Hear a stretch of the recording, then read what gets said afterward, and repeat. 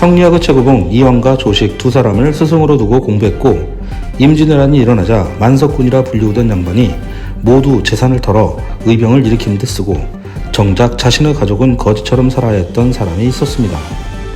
그 사람의 이름은 송암 김면입니다. 경상도 고령에서 태어난 김면. 임진왜란이 발발하자 의병을 일으키려 하는데 고령지방은 인구가 적어 거창으로 달려가 의병 2,000을 모읍니다. 김면은 이황과 조식 두 거모구 제자였기 때문에 그 인맥을 바탕으로 의병을 모았습니다. 그리고 그는 경상도 의병의 총대장이 됩니다. 그를 보좌하는 의병장이 바로 곽재우, 정인홍이었습니다. 김면, 곽재우, 정인홍을 경상도 3대 의병장이라고 합니다.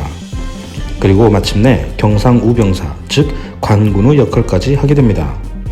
말 그대로 경상우도 관군과 의병 총대장이었던 것입니다. 경상도 3대 의병장의 활약. 그 당시 경상도는 낙동강을 중심으로 오른쪽은 경상좌도, 왼쪽은 경상우도라고 불렀습니다. 이상하죠? 오른쪽이 좌도? 이유는 그 당시 조선의 중심은 왕이고 왕이 있는 한양에서 보는 좌우로 지명을 결정했습니다. 아무튼 임진왜란이 시작되자마자 왜군은 경상좌도를 따라 빠른 속도로 점령하여 한양을 정복한 후 선조가 없자 식량을 위해 전라도로 가야 했습니다. 그래서 고바야카와 다카카게 같은 부대는 낙동강 서쪽으로 넘어가는 것이 중요했죠. 낙동강을 넘어가야 경상우도를 갈 수 있고 그 다음이 전라도이니까요. 문제는 낙동강 아래쪽은 곽재우가 지키고 있고 오히려 곽재우가 낙동강을 넘어 경상좌도까지 점령하기 시작합니다. 이때 낙동강 위쪽은 김면과 정인홍이 방어했고 곽재우가 낙동강을 넘어간 것을 안 김면도 성주성까지 노리게 됩니다.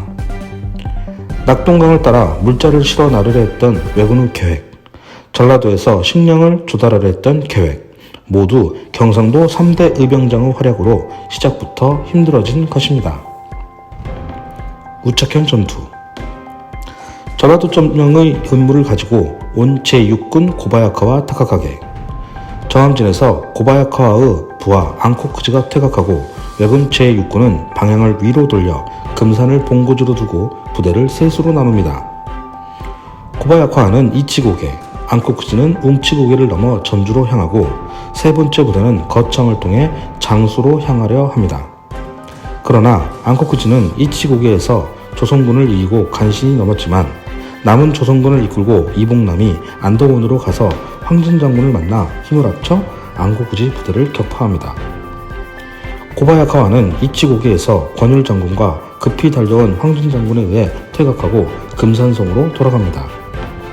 사실 웅치 이치의 왜군이 퇴각한 이유 중 하나는 고경명이 금산성을 공격한다는 소식 때문이었습니다. 이제 제3의 별동대가 남았는데 이 부대는 우선 김천의 지뢰를 점령하고 장수로 넘어가려 했습니다.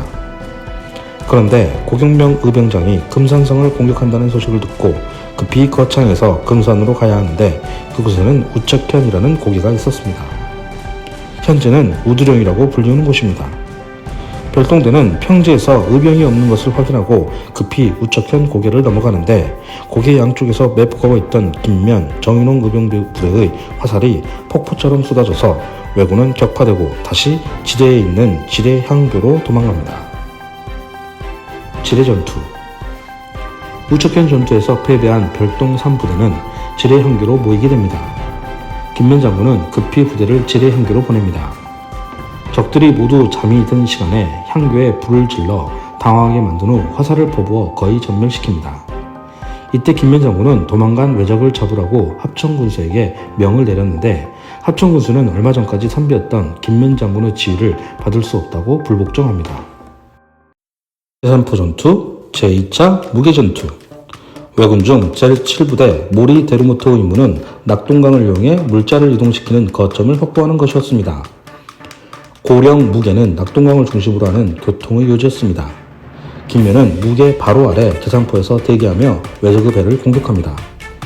계산포 지리를 잘 알고 있던 김면은 강바닥에 말뚝을 박아 배가 부딪히도록 했고 배에서 내려와 육지로 올라오는 왜적을 잡기 위해 병사들을 매복시키고 배의 불을 이용해 공격을 하여 전투를 승리합니다. 그런데 바로 또 하나의 전함이 와서 숫자에 밀려 후퇴를 합니다. 그리고 제1차 무게전투에서는 정인홍이 무게를 공격해서 승리했지만 무게를 완벽하게 장악하는 것은 무리라고 판단 후퇴한 적이 있었습니다.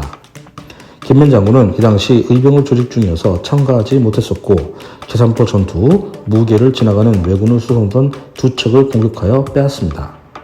이것을 제2차 무게전투라고 합니다. 이로써 왜군은 낙동강을 이용한 물자 나르기는 점점 어려워집니다. 성주성 전투. 적의 보급로를 차단하는 데 성공한 김면, 정인홍의 의병부대는 사기가 올라 이번에는 적의 주력부대가 있는 성주성을 노립니다.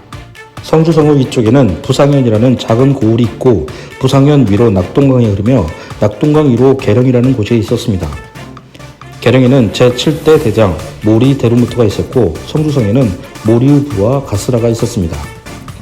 성주성에는 병력이 많지 않아 김면은 계령 모리의 주력부대만 오지 않으면 이길 수 있다고 생각합니다. 그래서 문제의 합청 군수로 하여금 계령과 성주성 사이에 있는 부상현에서 길을 막고 있으라고 명령합니다. 이에 합청 군수는 또 명령을 어기고 모리 부대에게 길을 내줍니다. 그래서 김면 정인홍 부대가 성주성을 마음껏 공격할 때 계령의 모리 부대가 달려와 후방을 공격합니다. 그러나 다행히 잘 후퇴하여 위기를 모면합니다. 다시 성주성을 공략하고 보급이 끊긴 성주성의 왜군들은 계령으로 후퇴한 후 모리 부대는 선산으로 밀려납니다. 김면 부대는 다시 선산의 왜군과 일전을 준비하는데 안타깝게도 이때 김면 장군은 병으로 세상을 떠나게 됩니다.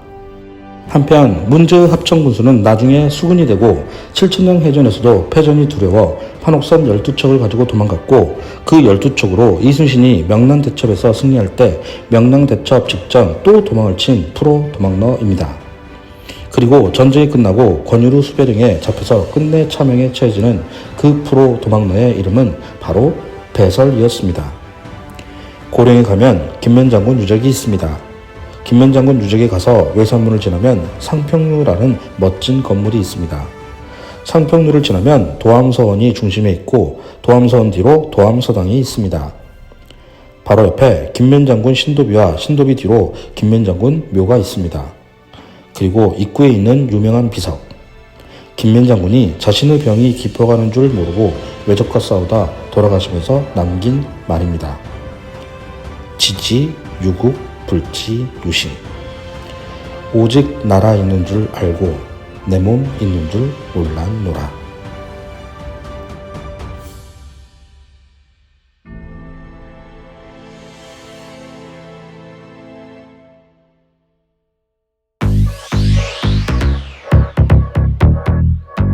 아들 세술등 목매달 아빠 TV입니다.